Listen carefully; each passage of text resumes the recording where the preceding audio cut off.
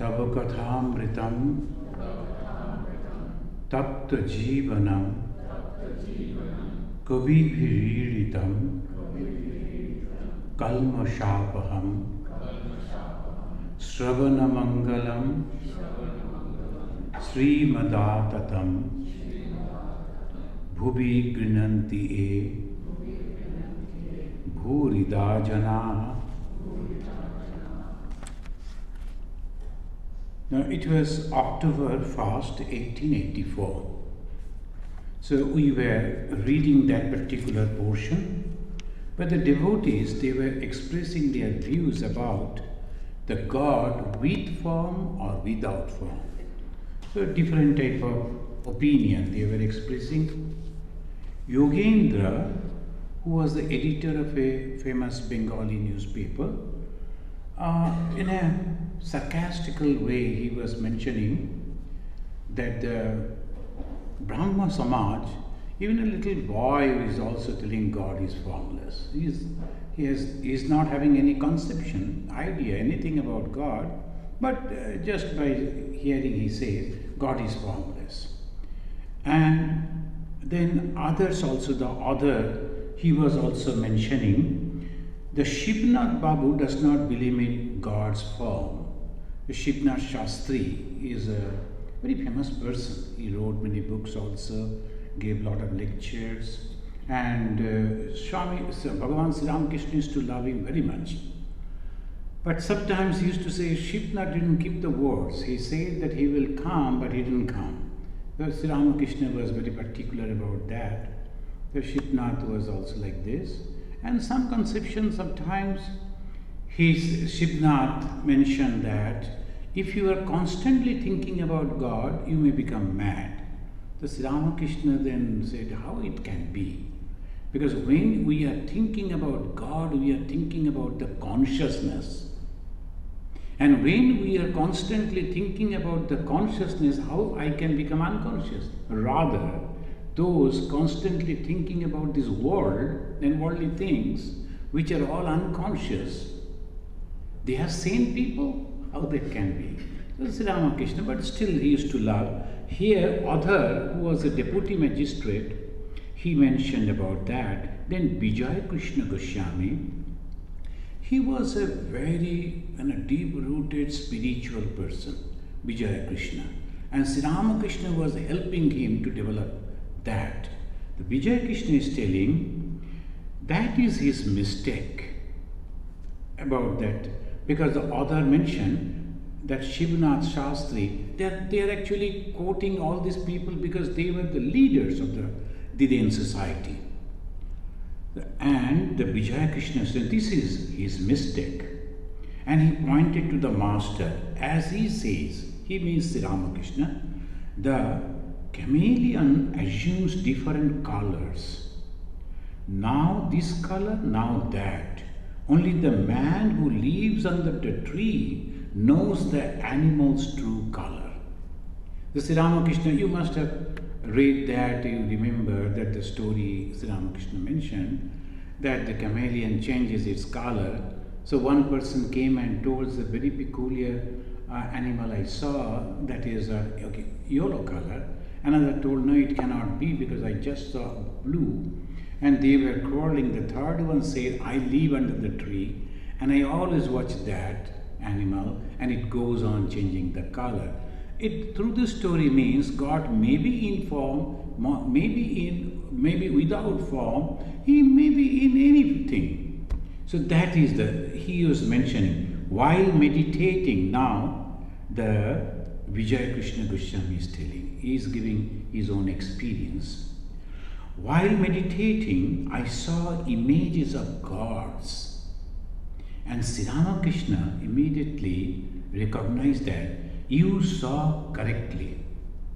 He mentioned, while meditating, I saw the images of God painted on a canvas. How many gods, how many different things they said. I said to myself, I shall go to the master. He will explain it all to me. Then the Sri Ramakrishna is mentioning, you saw correctly. Sometimes people, they see but it is a strong imaginations. If you take a strong drug, that time also this hallucination happens.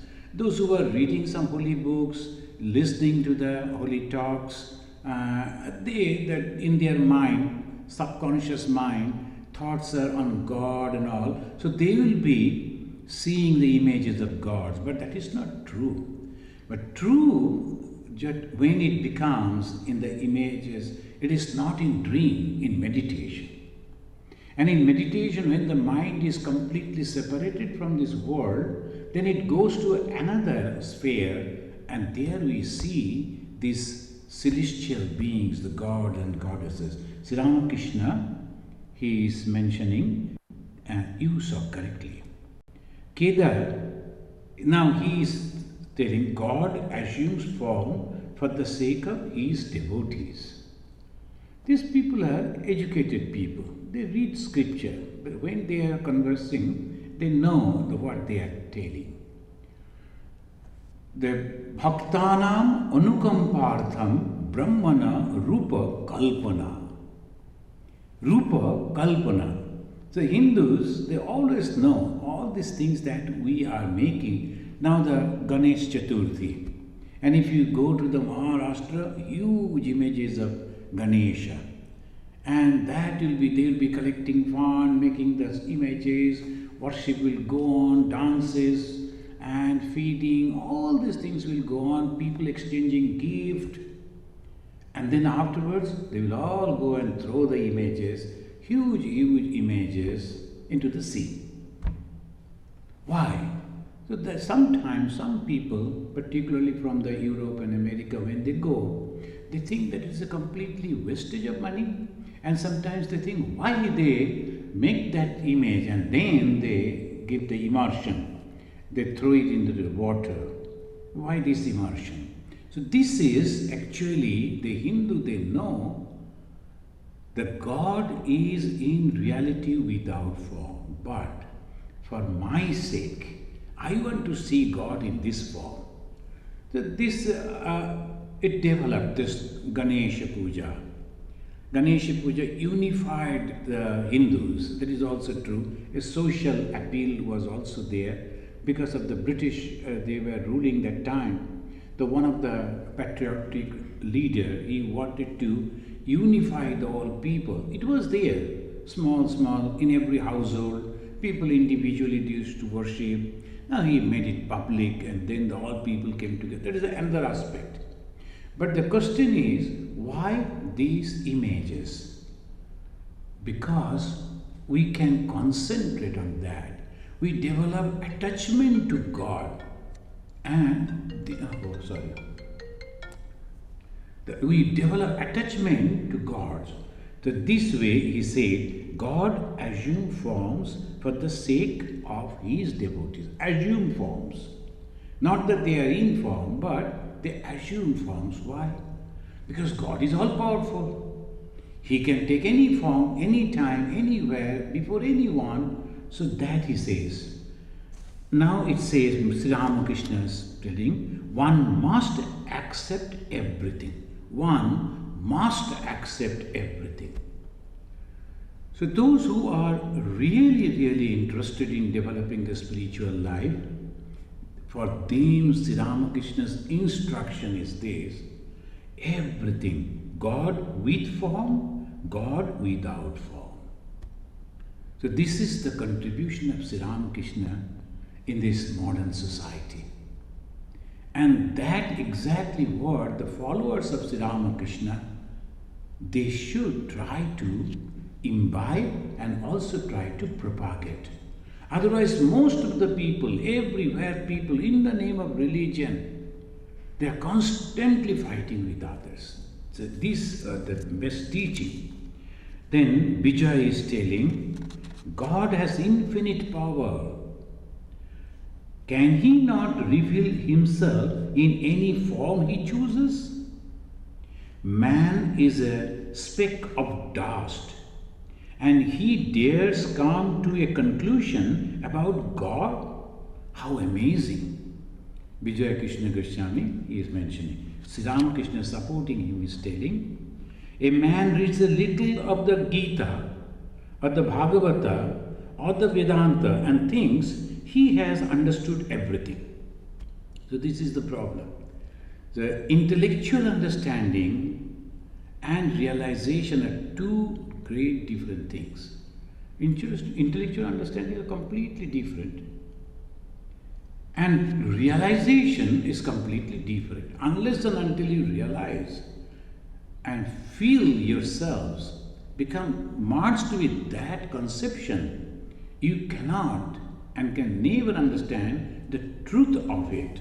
A man reads a little of the Gita, Bhagavata, Vedanta and thinks he has understood everything. Then he gives, that is the speciality of Sri Ramakrishna, immediately he will be telling a story, small little story, so that you can understand how it is. We have read a little bit of it and immediately we start giving the discourses, talking with people, convincing people. What happens? Once an ant went to a hill of sugar and one grain of sugar filled his stomach, and he too was returning home with another grain in its mouth. On the way, it said to itself, next time I go, I shall bring home the whole hill. An ant, how can it bring the whole hill? So it cannot understand the greatness, the vastness of God. It's just like us. We are reading a little, understanding a little, and then we are thinking, this is God and I have understood everything. Now I should carry it. Can you carry God? It is not possible. There is another metaphor that Ravana, he was a great devotee of Shiva. And he told Shiva that you must come and stay with me in Lanka Puri. So he carried that Shiva. But Shiva slowly started developing the weight. And it was so much so that Ravana had to keep it over there. But the condition was, you cannot leave me anywhere. You have to carry me continuously to your place. So from the Kailasha to Lanka, Shiva didn't reach. So we think that we can bring God, we understand everything of God. That is the mistake. And when I think that I can understand everything of God, or I have understood everything of God, that shows my ego. And if you are having an ego, which is the main cause of separation from God, how can you think that you have God realized? Or you have truly understood God? It cannot be. Now we will read another day's description. It is the Thursday, October 2nd, 1884. And Sri Ramakrishna was sitting in his room at Dakshinesha and many devotees came over there. And among the devotees there were Brahma Samajis also. So you know that in that situation, particularly in Bengal, the Brahma Samajis, they were mainly educated people. All educated people, they started going to the Brahma Samaj because it became a social status. Because they had the charismatic leadership like the Keshav Chandra Sen and Rabindranath Tagore's father, Shivnath Shastri, all these, the leaders of the society were there. So I belong to that group. It was something the people used to feel happy about. So this is the way they used to go. But they used to go as because they are educated people, they used to try to understand religion. So wherever people are explaining religion, they used to visit that too. So many of them, they used to come to Sri Ramakrishna in Dakshinesha. So some of them have come. The Master Mahashaya, he noticed a person as a Brahma devotee, but Master Mahashaya never knew his name. So he is describing a bearded Brahma devotee from Shivpur. The Shivpur is the place. From there, a person who is having the beard, he came and is connected with the So like this, the Marwadi devotees from Calcutta, they also came. Master to Manila and to the other, it is wise to salute a person mentally. Different type of people. So when they have come, so not that you have to touch. So sometimes you will find in the Bengal villages, particularly in Assam, I have seen, the ladies, they will be going on touching the feet of each and everyone and creating problem. You are giving the discourse and she will come, or maybe a few of them they will come, and they will go on touching the feet of each and everyone, showing their humbleness. That's the Vaishnava Vinay, the humbleness. First they will come to the Swami, then they will go to all devotees. Now, what happens when they are doing like that? All devotees' attention goes to them. So the flow of talk, that interrupts, that stops. You have to wait when they will conclude. And when they are settled, another group came. So it goes on. So it is so difficult. So I told, if you are late, when I used to go and talk to them, I told, if you are late, so you sit at the back, and then when this program will be over, meeting is over, people will go out from there and go on doing the pranam to everyone, no problem. But that time they won't do. They won't do. This is only to get the attention that I am so humble, I am a Vaishnava, like this. So all these things, and Sri Ramakrishna was also having this type of problem. So he is mentioning, it is better to salute a person mentally. What need is there of touching his feet? So mental salutation doesn't embarrass anybody. So how advanced he was, Sri Ramakrishna. So this is the main thing. Now sometimes in Vedanta societies also, we try to introduce that thing. You will notice that I will stand over there. Previously I used to sit over here. Then people came, started bowing down. It takes time. I thought, okay, I will stand over there, like the church system. When the people will come, they will greet and they will go. Quickly it will go. In Ganges also we try to do. But the Indians cannot stop like that. So they will stop, they will bow down, they will touch the feet, and that is the devotion. And that is a very genuine way they do. But again, the same thing. So the purpose that quickly you finish, that is not possible. And this is the attitude that my religion alone is right. Now again the Sri Ramakrishna. Friends, you know I am trying my best. Personally I am trying to have a property in a very proper place where we will try to introduce in a bigger way this attitude of Sri Ramakrishna, these teachings of Sri Ramakrishna. So he said that attitude that my religion alone is right and all other religions are false is not good. So if you read the gospel of almost in almost in every pages you will find this type of expression. So he is the embodiment of the unity in diversity. He is the parliament of religions, personified. So if we are not upholding these ideas to this modern world, and particularly in Chicago where Swami Vivekananda, he gave and he broke all that bigotry, narrowness, then where we will do that? So this is what Sri Ramakrishna said. The attitude that my religion is right and other religions are false is not good. My religion is right, everyone can say. But next line, but other religions are false, that is not good. I see that God himself has become all these. Sri Ramakrishna's realization. From where he is giving these statements, his teachings, his sermon, after the realization. And what is the realization? Just if we carefully read these lines, I see that God himself has become all these men, images, shalagrama. Shalagrama is very, very holy for the Hindus, particularly the Vaishnava, the Shalagram, and me same. And this is Ramakrishna. When he is speaking, is the 19th century, the beginning of the 19th century. And you can understand the society, the condition of the society, the mentality of the society under the subjugation of 700, 800 years for a long, long time.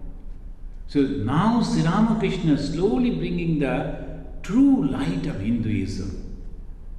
All are same, that is Vedanta. So he is telling in this way, I see one alone in all things. I do not see two, I see only one. Many people think that their opinion alone is right and others' opinions are wrong. That they alone have won and others have lost. So see, even today, we always, everyone, we think ours is the correct one. For me, of course. I love my religion. I love my philosophy. I love my God. I love to practice this thing. It is my choice. But that doesn't mean, as they always say over here, either you accept my way or highway, you go to other. No, that cannot be. Your way may be separate, my way may be separate, but still we can be friends. Why? Because we both are going to the same goal, and the goal is nothing but purity, love, unselfishness, service. So naturally, it should not hurt others.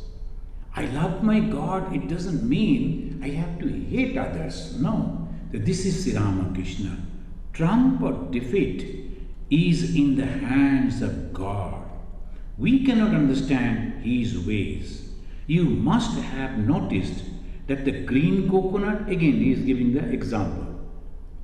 And he gives the example from a very, very ordinary village life. The green coconut remains high in the tree and is exposed to the sun, but still its milk is cool. The coconut. On the other hand, the panifal is an aquatic fruit. Many of you know, maybe it's a different name it says. That remains in the water. But when eaten, it hits the body. That particular fruit, it is growing in the water, remains in the water. But when you eat that, it hits the body. When some people, sometimes in the villages, when they have this type of physical problem, they need to heat up their body, so they eat that type of fruits. So that warm the body.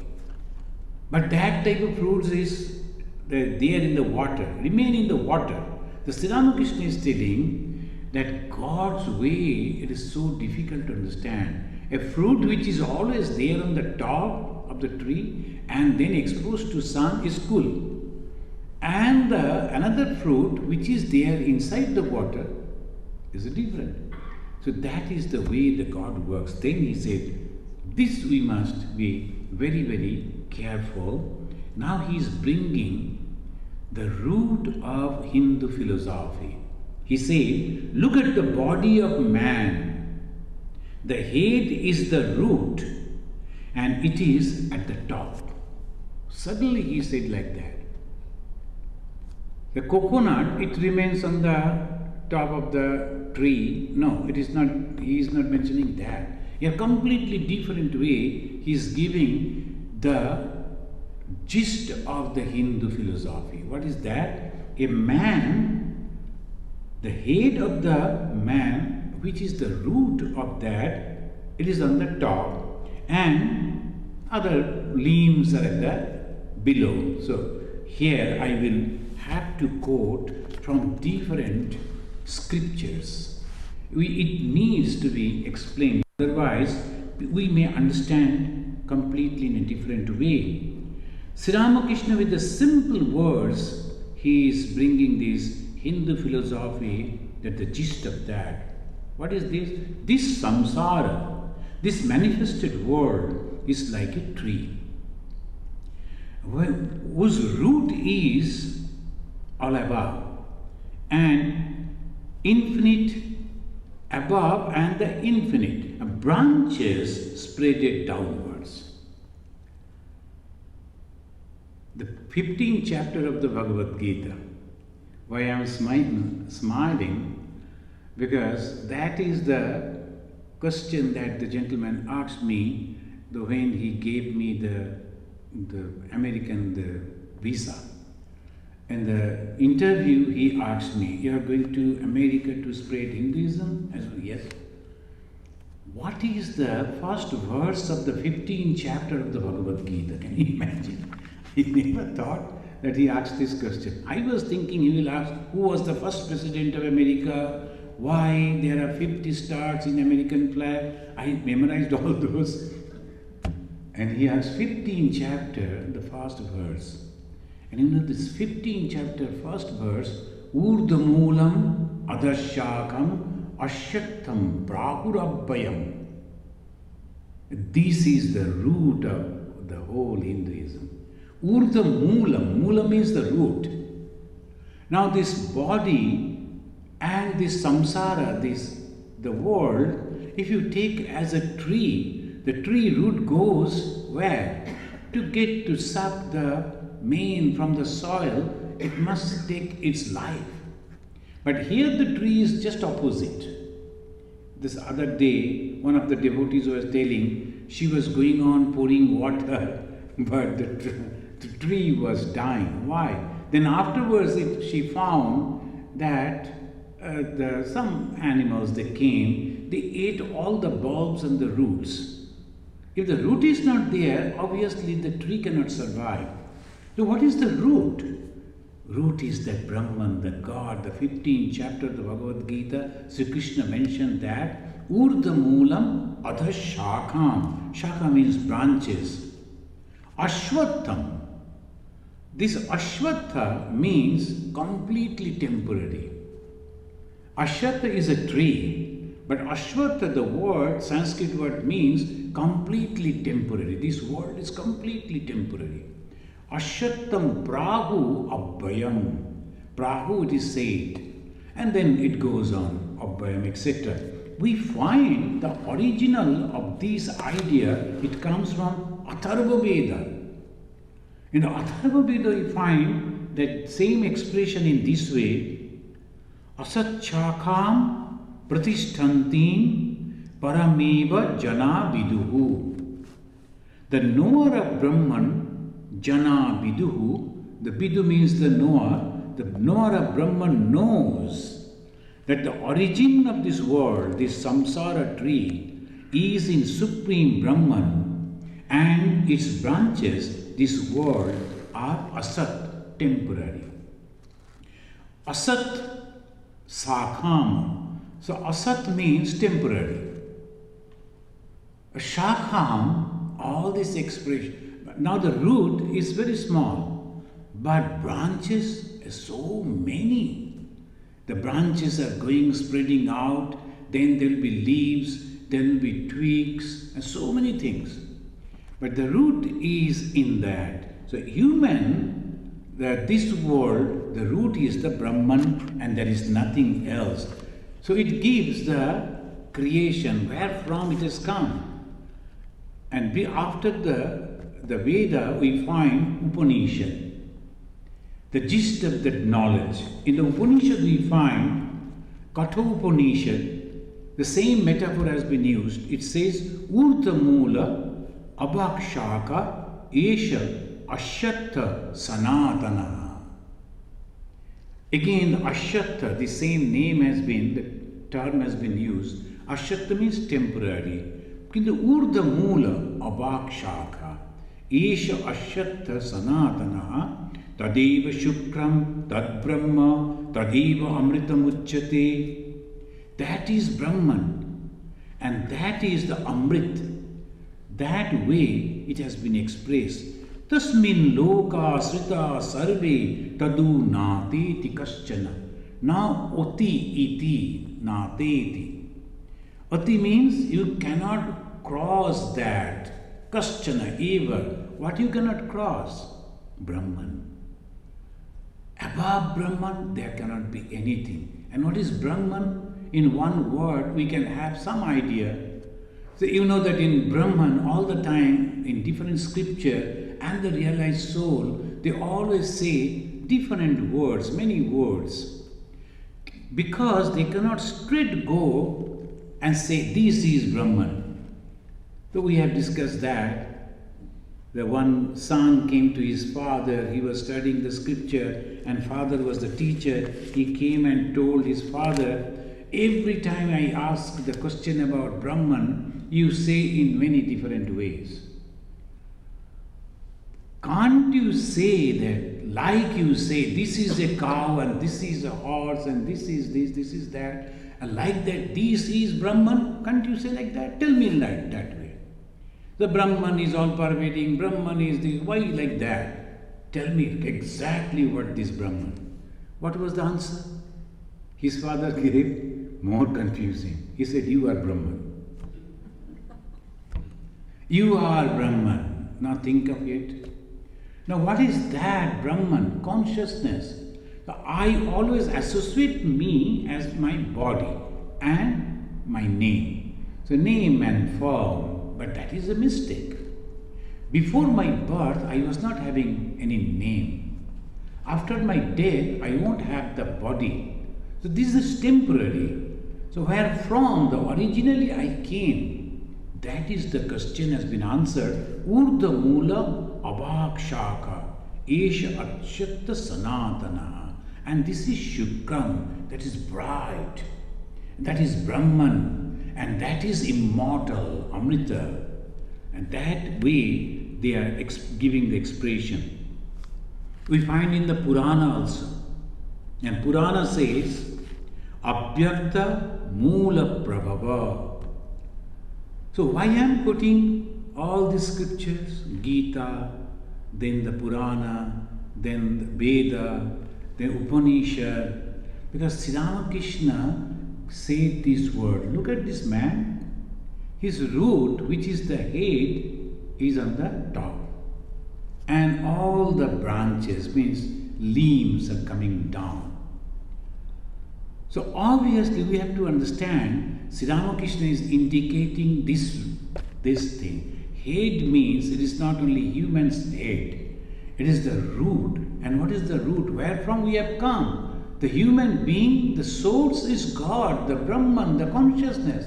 We have forgotten that. So that he said. And Abhyakta Mula Prabhava. Abhyakta means unmanifested. Manifested, unmanifested. What is manifested? So they gave the name Hiranyagarbha, Brahma, the firstborn, like that. Manifested. Unmanifested, the one little, there's a poem only. The one little child was asking his mother, where, it is the famous, the poem of Rabindranath Tagore. It's a long poem. There the child is asking the mother, where from you got me? Where from you collected me? And where I was, that you picked up from there? So he was asking this question, wanted to know the root. And mother gave the answer in a beautiful way. She told, you were in my imagination, in my dream. You were in my personality. So from there only I have collected you. So like this. So the Rabindranath is expressing that this is the way. What is the root? Root is the Brahman. Then why this manifestation? He imagined. That consciousness is also can think as if is thought, I like to be many. The moment it thought, immediately everything manifested. The unmanifested, abhyakta. A means negative, vyakta means manifestation, abhyakta means unmanifested. What is that? Consciousness. And what is vyakta? This, Jagat. And in the Jagat, all things are there. The human being is so curious. After knowing everything of this world, on the top of the Himalaya and the bottom of the Pacific, everything, everywhere we have visited, but still we are not satisfied. Now we are going to the moon, all we are going and getting down and trying to find out everything. But this way it goes on. We are curious, we like to know. But wherever we go, what we are searching? We are searching permanent thing, something permanent, and we are not getting. So we have to go back to our own root. What is that root? From where everything has come. The source is this Brahman. The Bhagavan Sri Ramakrishna compared the human as a tree, that Ashwatthva, verily temporary. If we pour on the water on the branches, it won't survive.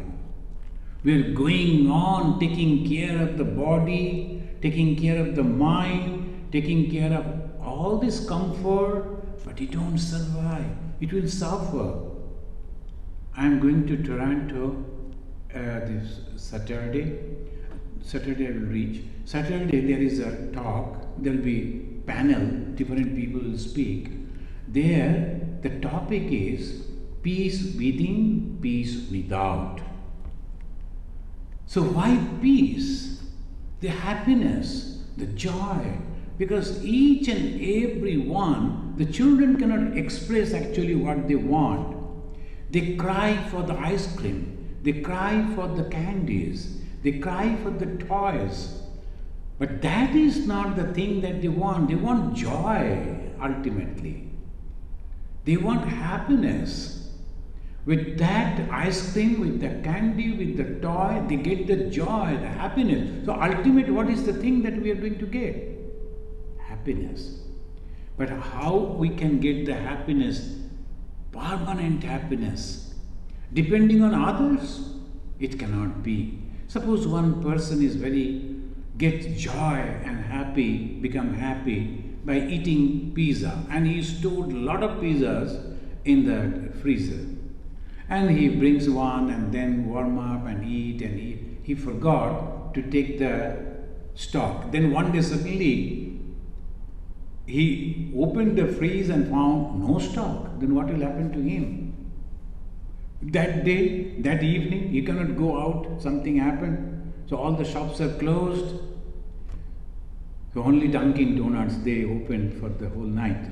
But that is also in America, not everywhere. So anyway, you have to keep the information where we can go in the night also. No. So that means if you are depending on the external thing for your happiness, so you are going to suffer.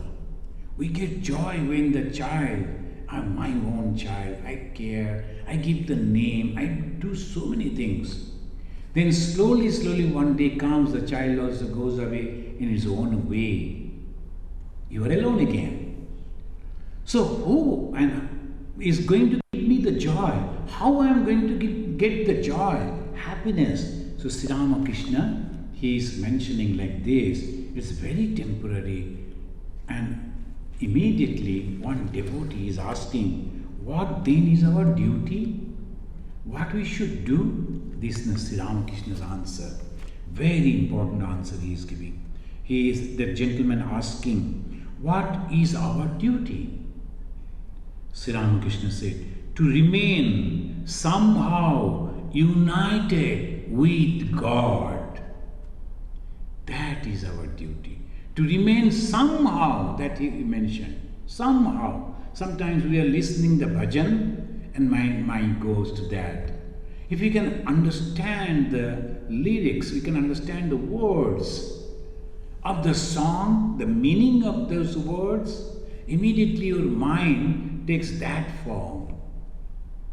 And then you can really understand and you feel the whole thing. And suppose Bhaktratundam Mahakayam Surya Koti Samaprabha, you are going on chanting, but you do not know the meaning. If you know the meaning, Mahakayam, all pervading. Surya Koti Samaprabha. Surya Koti sun, the million suns, like that the power, like that the brilliance. Then how the effect, how the things will come within your mind, the feeling of your mind. When you are worshipping the Ganesha and chanting these mantra, but without knowing when you are doing that, without understanding the meaning, you will be happy, but blessings will also come. I think Ganesha is a very good God. But the thing is, you won't feel that way. But if you know the meaning, immediately that effect will come. The millions of suns, and that brilliance is the God everywhere. Surya Koti Samaprabha. So this is the way Sri Ramakrishna is telling. Somehow you have to be united with God, with the songs, the bhajans, reading the books. When you are reading the book, just going on page after page, no, not like that, trying to understand. Swami Turiyananda Ji Maharaj used to say, you must read one verse of the Bhagavad Gita one day, and whole day you must meditate on that. While understanding this, Urdhamula Adashaka, Ashyatam Bahurapayam, Chandamsi Yasya Parnani, that if he can understand, then he is the Vedavid, he is the knower of knowledge. Who can understand this much? Now read that, close the book and meditate. What does it mean, the Urdhamula? Is this God? What type of God? Everything that I see, it is all changing. If God also changes, no, that it cannot be. If it is changes, then it cannot produce. It must be permanent, must be permanent. Then someone is making the chapatis, someone making the bread. The dough that they are making, that every day it goes on exhausted. Because from there, slowly, different variety, different type, shape, the loaves will come, the bread will come, it goes out. But the man who is making, he is there. The next day again we go, production is going on. Next day again. Somebody must be permanent. Then the creation will go. And who is that permanent? So if permanent must be God, who never can change. So we have to understand Urdhamulam Adashwakam. So this way Sri Ramakrishna said, be united somehow with God. Then he said, there are two ways. Maybe that we have to explain the two ways in another day. There are two ways. Karma Yoga, Mano Yoga. There are two ways. One is karma, another is, karma means physically, through action. Another mentally, Mano Yoga. The Karma Yoga, Mano Yoga. Householders practice yoga through karma. The performance of duty. There are 4 stages of life: Brahmacharya, Garastha, Vanaprastha, Sannyasa. Sannyasi must renounce those karmas which are performed with special ends in view. Which are those karmas with a special end in view. There's sometimes in the household, they also go to the temple and perform the yajna for marriage ceremony. What is the marriage? They will be worshipping God or goddess, then they will light the fire, the yajna, then they will go round 7 times and keeping the Agni as a Shakshi. And you are the witness that we are marrying, man and woman becoming husband and wife. All these things. Sannyasi should not do that. But this is allowed for the householders. So the difference is mentality, temperament. Some people, they like to become householder, some the sannyasi. But both can reach God. How? Because the householders, they are performing those things with a small end. And at the same time, they are remembering God. That's why the marriage ceremony is a very pure ceremony. Nowadays, people are forgetting it. So they are going and they're signing and that registration and then the party only. No. So these are the things. The householders, if they are performing, they will remember it. And particularly before or maybe on their day or afterwards, if someone is explaining these things to them, what are the mantras that we are using for this marriage? And very clearly, then they will understand. The Sri Ramakrishna is telling, sannyasins must renounce those karmas which are performed with special ends in view. But they should perform the daily obligatory karmas, giving up all desire for results. Regularly you have to perform your karma. What type of karma? The sannyasins have left the hearth and home. Now they are, because we are organized, so we are having an asrama, we are having the supply of food, we are having all this. Our karma is fast in the morning and evening and other time also, whenever, to read the holy books, meditation, taking the name of God, and not only living the life but also to inspire people to live the life. So why we organize this type of classes, the Tuesday, Friday, Sunday, and going out here and there, only for lecturing? No. It's not like the professors, they go and attend their talk and they publish the paper, not like that. This is a sannyasi's karma. The karma of those who have renounced.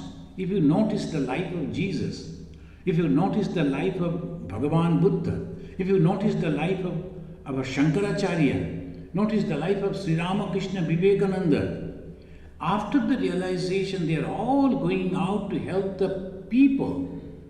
And how they are helping them? Reminding them of their morality. Don't tell lies. So you will be happy.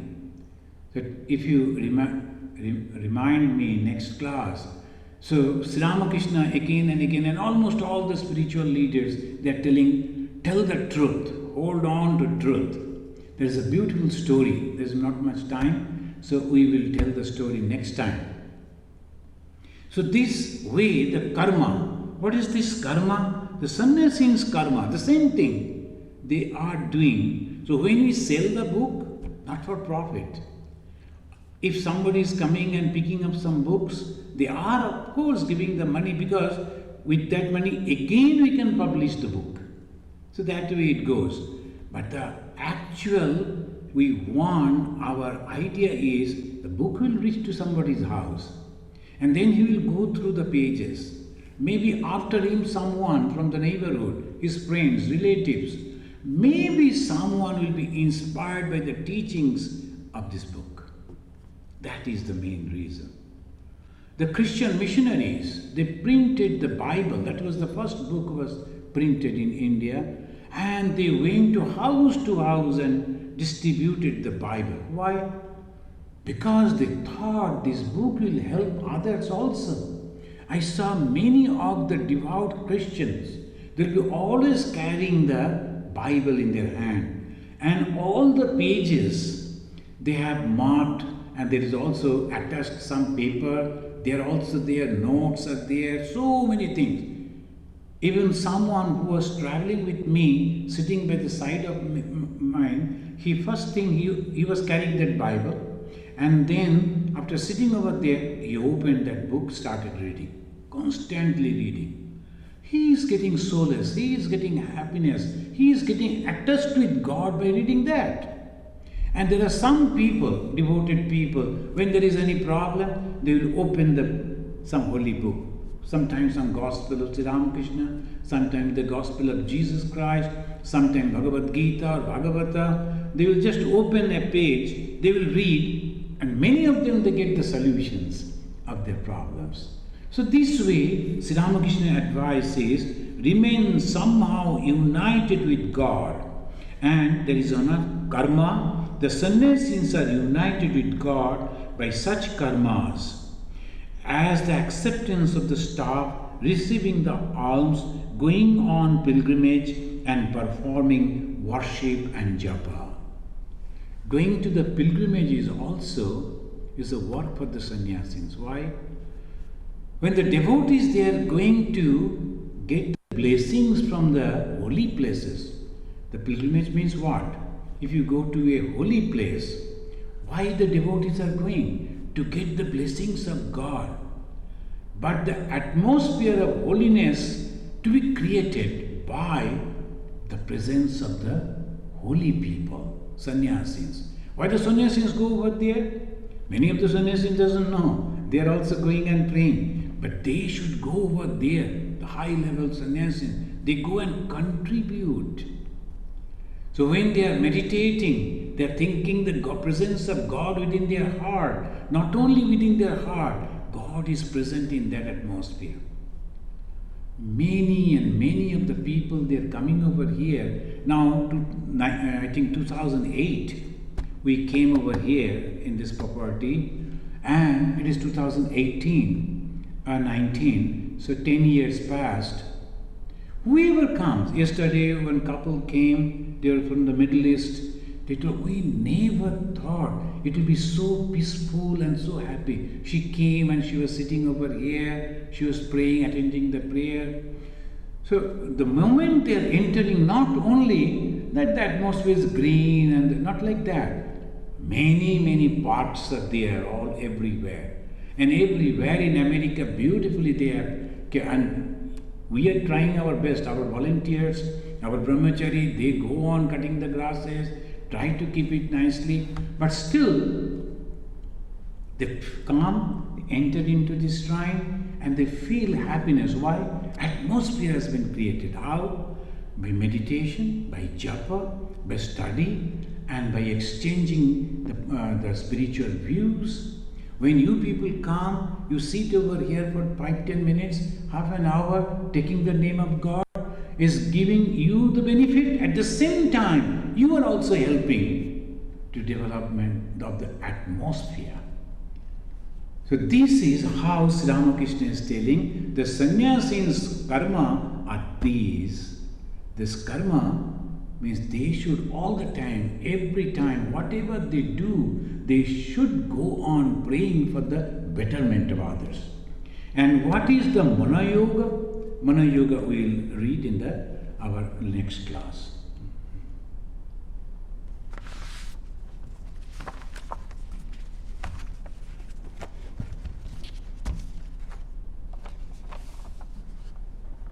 Please chant after me. Niranjanam Nityam Anantarupam Bhaktanukampa Dhrita Vikraham Vai Ishavattaram Parameshamidhyam Tam Ramakrishnam Shirasa Namamaha. Om Shanti Shanti Shanti Hari Om. So the gist of today's discussion, what is our duty?